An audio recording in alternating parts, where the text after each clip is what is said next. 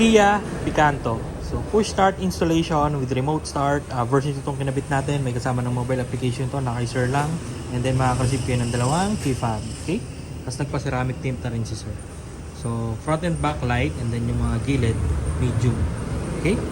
So remote start na natin. Press 3 times lang sa lock button. 1. And then 2. And then 3. Start na yun. Okay? Napakadali lang yung gamitin. Pag lumapit kayo dyan, automatic unlock na rin yung mga doors. Okay? Pasok tayo sa loob.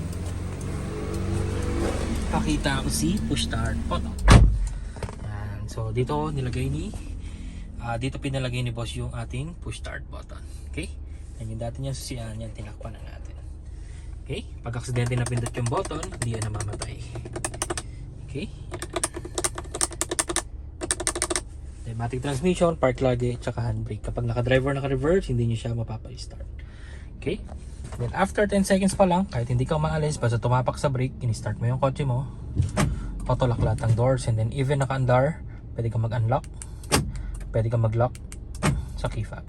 Okay? So for example, may bibiling ka lang across the street, iwan mo nang naka-andar yung auto mo, ilock mo lang sa labas, magagawa mo na yun. Kasi sa stock system, hindi po pwede yun. Kailangan nyo pang patayin yung makina nyo para ma-lock nyo siya from the outside. Okay?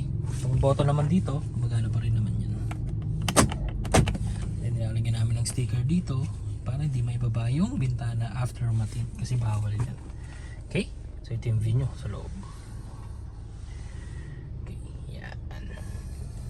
Pag gusto mong patayin, pwede patayin sa application or dito na lang. Hapak sa brake, isang pindot, patayin na yan. Without stepping sa brake, unang pindot, accessories, pangalawa, on, yan, pangatlo, patay.